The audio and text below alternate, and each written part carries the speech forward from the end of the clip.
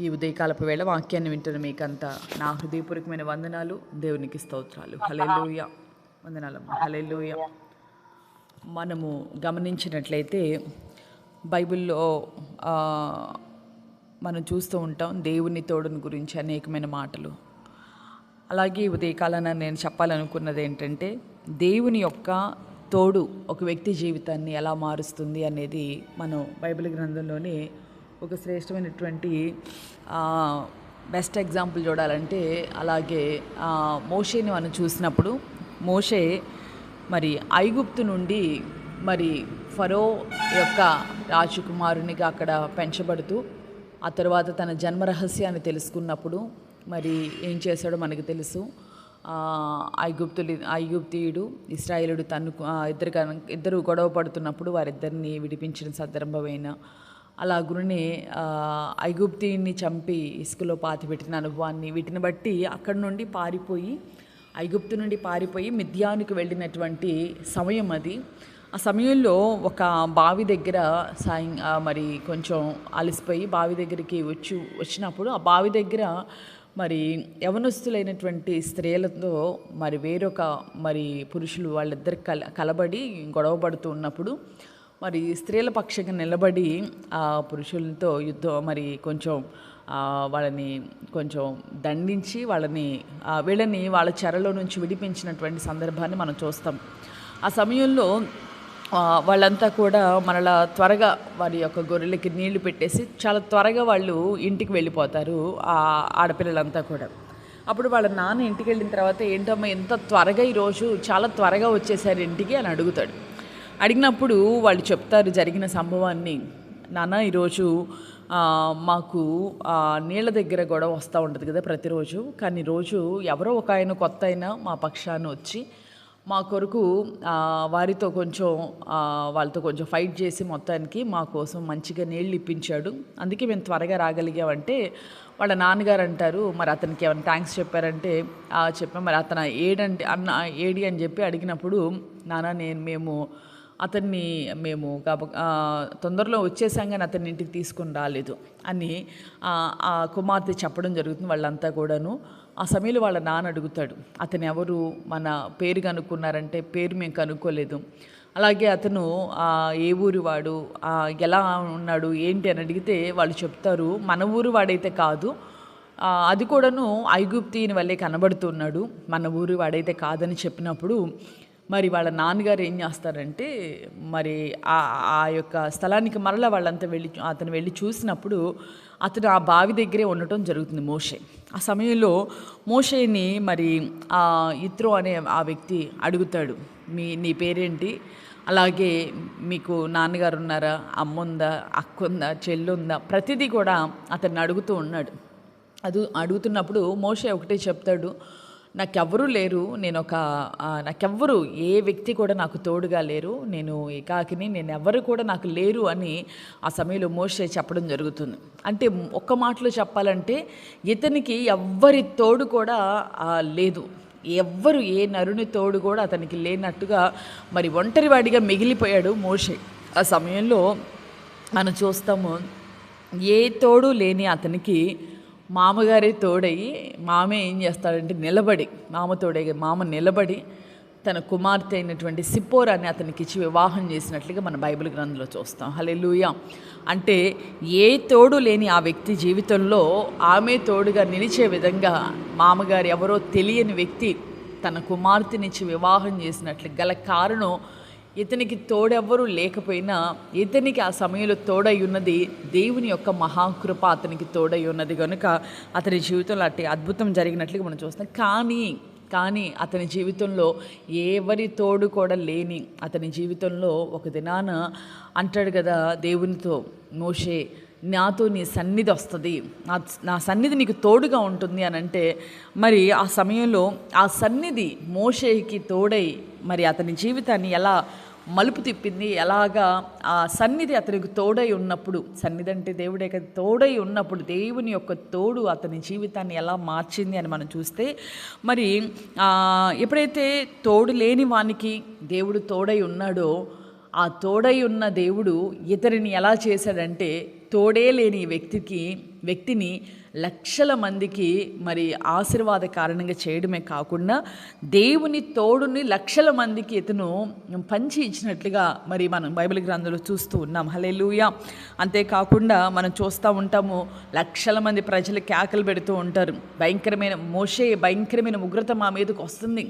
అలాగే మోషే అదిగో శత్రువు మా మీదకి వస్తున్నాడు, అలాగే మోషే మాకు దాహం అవుతుంది, మోషే మాకు ఆకలి అవుతుందని లక్షల మంది కేకలు పెట్టినప్పుడు మరి తోడే లేని వ్యక్తి, ఎవ్వరూ లేరు కదా, నీకెవరున్నారు, ఎవరు లేరు కదా, కానీ దేవుడు అతనికి తోడై ఉన్నప్పుడు లక్షల మందికి అతను ఆహారాన్ని పెట్టినట్లుగా, లక్షల మంది దాహాన్ని తీర్చినట్లుగా మన బైబిల్ గ్రంథంలో చూస్తూ ఉన్నాము. కనుక ఒక్క మాటలో చెప్పాలంటే ఉదయకాలాన దేవుడు ఎవరికి తోడై ఉంటారో, దేవుని తోడుని ఎవరైతే పొందుకుంటారో వారి చేత దేవుడు చేతకాని కార్యాలను చేసి చూపిస్తాడు. వారికి ఏదైతే చేత కాదో అలాగే నీ వల్ల కాని కార్యాలని దేవుడు నీ చేతే చేయిస్తాడు. గల కారణం ఆయన నీకు తోడై ఉన్నప్పుడు. కనుక ఉదయకాలాన ఎవరు నీకు తోడై ఉన్నా తోడై లేకపోయినా దేవుని తోడు అంటే ఎవరు ఉన్నా ఎవరు లేకపోయినా అన్నప్పుడు దీన్ని మరి ఎలా తీసుకోవాలి? మనుషులందరూ మనల్ని ప్రేమిస్తున్నా, మంచి విషయాలు మాట్లాడుతున్నా వారందరినీ కూడా మనము పోగొట్టుకొని దేవుడే నాకు తోడై ఉంటే చాలులే అని ఒంటరిగా మిగిలిపోవడం కాదు. ఇక్కడ మనం మోషే జీవితాన్ని చూసినప్పుడు అతనికి ఎవరు కూడా తోడు లేరు. అతను ఉన్నటువంటి పరిస్థితి అలాంటిదంటే భయపడి ఎక్కడ రాజు అతన్ని పట్టుకొని చంపేస్తాడో, పరిస్థితులు ఏమైపోతాయని భయపడి వెళ్ళిపోయి ఒంటరిగా మిగిలిపోయిన సందర్భం అది. అంతేగాని తనంతట తానుగా అందరినీ దూరం చేసుకొని వెళ్ళిపోలేదు. అంటే పరిస్థితి అలా మార్చబడింది. కానీ రోజున అందరూ నీ చుట్టూనే ఉన్నా నువ్వు ఒంటరివాడిగా లోన్లీగా ఉంటే అది కాదు. దేవుడు కొన్ని పరిస్థితులు కూడా నువ్వు వెళుతూ ఉన్నప్పుడు ఒకవేళ నీవు నిజంగా ఏ తోడు లేని పరిస్థితుల మధ్యలో నీవు ఉంటే, ఒకవేళ ఎవ్వరు కూడా నేను అర్థం చేసుకోలేని స్థితిగతుల్లో, అంటే మనము వ్యర్థమైన వాటిని ఆలోచిస్తూ మనుషులతోడు పోగొట్టుకుంటే కాదు, మనము దేవుని చిత్తంలో ఉండి దేవుని యొక్క చిత్త ప్రకారం మనం నడుస్తున్నప్పుడు ఒకవేళ మనుషులు మనకి విరోధంగా లేచి మనకి ఎవ్వరు తోడు లేని సందర్భాలు ఒకవేళ నీ వ్యక్తిగత జీవితంలో వస్తే, అంటే నీ స్వంత కార్యాలను బట్టి పోగొట్టుకొని ఒంటరివాడిగా నిలిచిన సందర్భం కాదు, కానీ నీవేం చేయకుండానే నీకు పరిస్థితులు విరోధంగా లేచి ఎవరితోడు నీకు లేకపోయినా ఇది ఉదయకాలం దేవుడు మాత్రం నీకు తోడై ఉంటే జరిగే గొప్ప కార్యం. మోషేకి ఎవరు తోడు లేరు. తోడు లేని ఈ వ్యక్తి లక్షల మందికి తోడుగా నిలిచాడు, లక్షల మంది దాహాన్ని తీర్చాడు. అసలు ఎవరు లేరు కదా. ఇతని ప్రారంభం మనం చూసినప్పుడు అంటాడు, ఇతరో నీకు అమ్మున్నారా, నానున్నారా, ఎక్కడి నుంచి వచ్చో, ఏ ఊరండి, అసలు నా ఈ ఊరే కాదండి, ఈ పరిస్థితులే కాదు, నాకు ఎవ్వరు లేరు, ఒంటరివాడు మోషే. ఆ సమయంలో అలాంటి వ్యక్తికి దేవుడు తోడై నిలిచినప్పుడు ఇప్పుడు అంటున్నారు, అంతమంది లక్షల మంది ఉన్నారుగా, వాళ్ళందరికీ బంధువులు ఉన్నారు, వాళ్ళందరికీ ఉన్నారు, కానీ వాళ్ళందరూ మోషే గారి దగ్గరికే వస్తారు. ఆహారమని, దాహమని, శోధన వచ్చిందండి, ఇబ్బందులు కలుగుతున్నాయండి, ప్రతిదాన్ని కూడా వచ్చి లక్షల మంది ఇతనికి చెప్పుకునే విధంగా దేవుడు చేశాడు. గల కారణం దేవుడు మోషేకు తోడై ఉన్నప్పుడు అతనికి చేతకాని కార్యాలను చేశాడు. అంటాడు కదా, అయ్యా నా వల్ల కాదంటే అతని వల్లే అలాంటి కార్యాలను దేవుడు చేయించాడు. అంతేకాదు అతనికి అసాధ్యమైన కార్యాలు చేశాడు.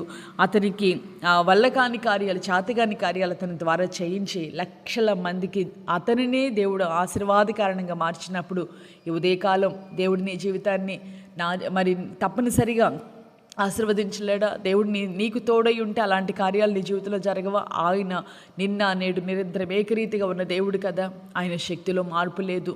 ఆయన మంచి దేవుడు, వారికే దేవుడు కాదు, ఆయన పక్షపాతి కాదు, అందరికీ ఆయన తోడై ఉండి కార్యాలు జరిగించుటకు మంచి దేవుడు, నమ్మదగిన దేవుడు. కళ్ళు మూసుకొని ప్రార్థన చేసుకుని అందరూ కూడా మోకరించి ప్రభు సన్నిధిలో తీర్మానం కలిగయ్యా, నీ తోడు నాకు కావాలి, ఎవరు మనుషుల తోడు కాదు, నీ తోడు నాకు తోడై ఉన్నప్పుడు, అదిగో మోషేకి నీవు తోడై ఉన్నప్పుడు ఎలా అయితే అతని జీవితంలో తోడు లేని వ్యక్తికి ఎవరో తెలియదు ఇత్రో అతను నిలిచి తన కుమార్తెనిచ్చాడంటే సామాన్యమైన విషయం కాదు. ఈరోజున వివాహం చేయాలంటే ఎన్నెన్నో చూస్తాము, ఎన్నో విధాలుగా వాటిని పరీక్షించి అన్నిటినీ తెలుసుకుంటూ ఉంటాము.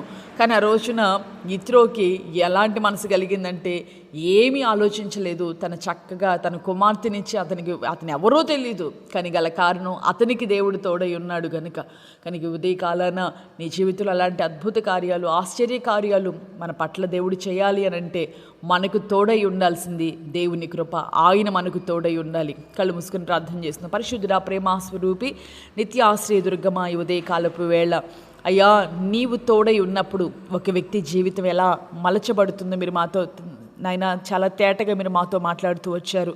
నిజమే నాయన, మోషే ప్రయాణ ప్రారంభం అతనితో ఎవ్వరు కూడా లేరయ్యా, ఒంటరివాడిగా ప్రభా రోజున మిద్యాను ప్రభా అరణ్యములో అతను నిలిచి అదిగో కూర్చున్నప్పుడు అతను అయ్యా ఒంటరివాడిగా ఉన్నప్పుడు ప్రభా అతని పక్షాన మీరు తోడై ఉండి అయ్యా ఎవరో తెలియదు కానీ అతను ప్రభా అతన్ని నమ్మి తన కుమార్తెనిచ్చి వివాహం చేసినట్లుగా తోడు లేని వానికి కుటుంబంగా అతను మార్చబడే విధంగా ఒంటరివాడిగా ప్రభా ఇదిగో తండ్రి అదిగో నాయన ఈ రోజున కుటుంబస్తులందరూ కూడా ప్రయత్నం చేసిన కొందరి వ్యక్తిగత జీవితాల్లో వివాహాలు కాని పరిస్థితులు కానీ ప్రభా మోషే పక్షాన మాట్లాడేవాళ్ళు కానీ మోషే పక్షాన వ్యాజ్యమాడేవాళ్ళు కానీ ఎవ్వరూ లేరు నాయన. అతని యోగక్షేమాలు కనుక్కునేవారు లేరు నాయన.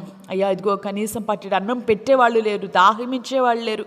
అలాంటి తోడులేని వ్యక్తికి ఎవరో తెలియని వ్యక్తి నాయన అతను కుమార్తెనిచ్చి వివాహం చేసినట్లుగా అతనికి ఒక చక్కటి కుటుంబాన్ని మీరు ఏర్పాటు చేయరు. అంతేకాకుండా ఆ తోడు లేని వ్యక్తిని లక్షల మందికి ప్రభా ఇదిగో తండ్రి తోడుగా లక్షల మందికి అతనే ఒక గొప్ప తోడుగా మీరు మార్చారయ్యా. నిజంగా ఎవరికి ఏ పరిస్థితులు కలిగినా ప్రభా ఇదిగో ఈ తోడు లేని వ్యక్తి దగ్గరికి వచ్చినైనా మేలును లక్షల మంది పొందినట్లుగా మేము బైబిల్ గ్రంథంలో చూస్తూ ఉండగా ఉదయకాలాన ప్రభా మా మనసులో ఉన్నటువంటి చీకటి తెరలను నాయన తొలగించుకొని ప్రభా ఇదిగో తండ్రి నిజమైన తోడేంటో ఈ లోకంలో ప్రభా మీరు మాకు తెలియజేసి ఉండగా ఈ రోజున మనుషులు మాకు తోడుగా ఉన్నారని, స్నేహితులు ఉన్నారని అయ్యా ఇదిగో తండ్రి ఆ యొక్క ముసుగులో మేముండి ప్రభా ఇదిగో బంధువులు ఉన్నారని మేము మురిసిపోతున్నాం. ఇవన్నీ కాదు నాయన, నీ తోడు ప్రభా మా పక్షాన్ని దిగి రావాలని నీ పాదములు పట్టుకుని బ్రతిమాలుతున్నాం. మీరు మాకు తోడుగా ఉన్నప్పుడు నాయన మా వల్ల కాని కార్యాలు మాకు చేత కాదయ్యా, కొన్ని కార్యాలు మా చేతుల్లో ఇక ఏది లేదు అనుకున్న కార్యాలను కూడా